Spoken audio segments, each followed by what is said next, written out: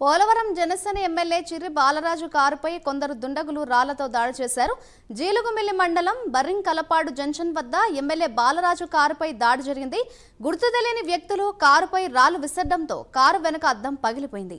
ఈ ఘటనపై వివరణ ఇచ్చారు ఎమ్మెల్యే బాలరాజు. దాడి జరిగిన సమయంలో తాను కారులో లేనని, డ్రైవర్ పెట్రోల్ కొట్టించుకోవడానికి కారు తీసుకెళ్లాడని తెలిపారు. కార్యకర్తలు, మద్దతుదారులు ఆందోళన చెందాల్సిన పని లేదన్నారు. ఈ ఘటనపై సీరియస్ అయ్యారు డిప్యూటీ సీఎం పవన్ కళ్యాణ్. దాడికి పాల్పడిన వారిని పోలీసులు కఠినంగా శిక్షించాలని డిమాండ్ చేశారు.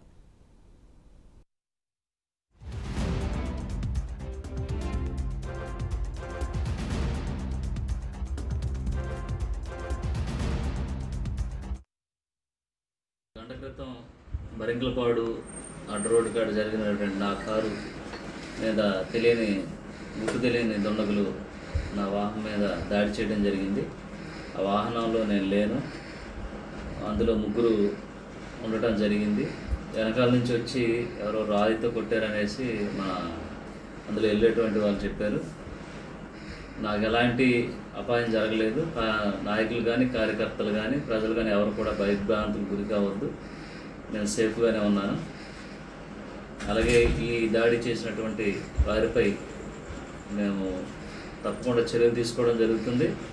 ఎవరు కూడా భయభ్రాంతులకు గురి కావద్దని మరొకసారి తెలియజేస్తాం.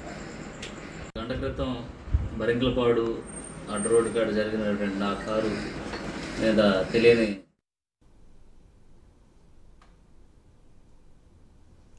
పోలవరం జనసేన ఎమ్మెల్యే చిర్రి బాలరాజు కారుపై కొందరు దుండగులు రాళ్లతో దాడి చేశారు.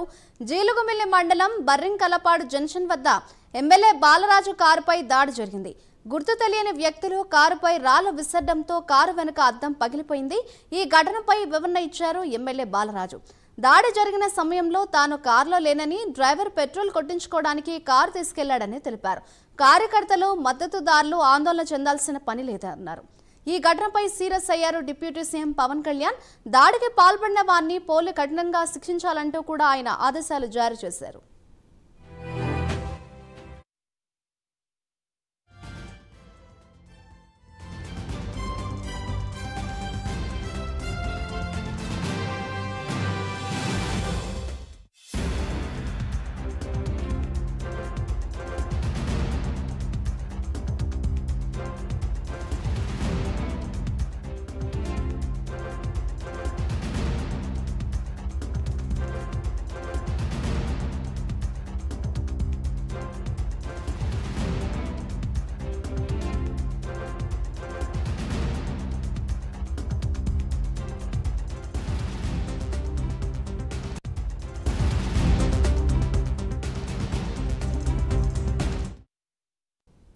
పోలవరం జనసేన ఎమ్మెల్యే చిర్రి బాలరాజు కారుపై కొందరు దుండగులు రాళ్లతో దాడి చేశారు.